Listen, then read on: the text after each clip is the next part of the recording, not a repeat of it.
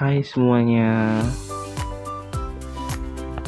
perkenalkan nama saya Muhammad Edi Samudro dengan NIM 1193060 dan teman saya Khairul Amrianafa dengan NIM 1193058. Kami berasal dari Teknik Kelautan ITERA. Pada kesempatan kali ini kami membahas fenomena ENSO dan IOD.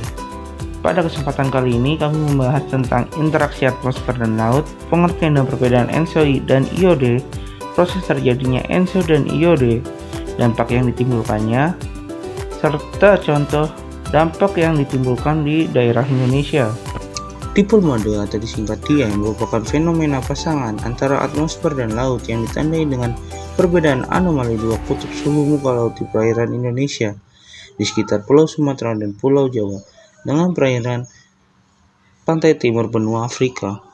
Dipole mode positif merupakan periode di mana suhu muka laut di pantai timur Afrika lebih panas dibandingkan suhu muka laut di pantai barat Sumatera.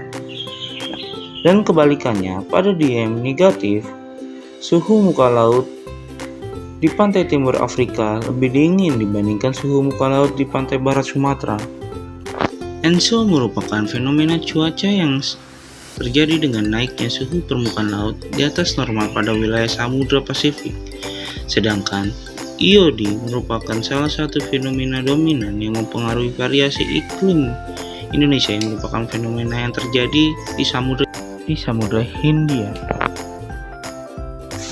Peristiwa ENSO berulang antara 2-7 tahun serta memiliki dua fase, yaitu fase El Nino dan La Nina.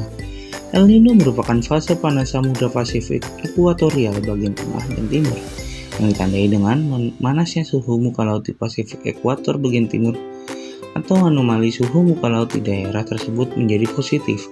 Sedangkan La Nina merupakan fase dingin Samudra Pasifik ekuatorial bagian tengah dan timur ditandai dengan anomali suhu muka laut di daerah di Pasifik ekuator menjadi negatif. Perubahan pada suhu permukaan laut selama IOD terjadi terkait dengan perubahan medan angin di tengah Samudra Hindia ekuator, sehingga angin bergerak berlawanan dari biasanya barat ke timur selama Indian Ocean di pole mode positif atau disingkat IOD+. Selain itu, proses konveksi yang biasanya terjadi di atas Samudra Hindia bagian timur yang menghangat bergerak ke arah barat. Hasil dari kondisi tersebut menyebabkan terjadinya peningkatan curah hujan dari normalnya di pantai timur Afrika dan Samudra Hindia bagian barat, sedangkan di Indonesia mengalami penurunan curah hujan dan normalnya yang menyebabkan kekeringan. Dampak dari ENSO. ENSO dapat menyebabkan bagian ekuator barat benua Amerika mengalami hujan lebat, sehingga dapat menimbulkan banjir, dan sebaliknya. Di Indonesia sendiri, serta daerah tropis lainnya yang berbatasan langsung dengan ekuator Samudra Pasifik akan mengalami kekeringan. Dampak dari IOD adalah kekeringan pada salah satu sisi Samudra Hindia serta mengalami hujan lebat di sisi lainnya. Sebagai contoh, di bagian Asia Timur, pada saat IOD positif di Indonesia SPL dingin, maka di Jepang dan bagian Asia Timur lainnya hangat, begitupun sebaliknya. Contoh kasus dari ENSO dan IOD yang terjadi di Indonesia. Yang pertama, pengaruh fenomena ENSO dan DM terhadap curah hujan di Kabupaten Ketapang, Provinsi Kalimantan Barat. Di saat netral fase El Nino curah hujan rendah, sedangkan fase La Nina curah hujan cenderung tinggi.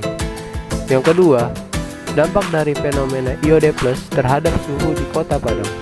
Ketika indeksnya besar, maka anomali suhu akan bernilai kecil, dan ketika anomali suhu besar, maka indeks IOD akan bernilai kecil. Bisa dibilang, nilai korelasi antara indeks IOD+ dengan anomali suhu berbanding terbalik dan hubungannya sangat lemah.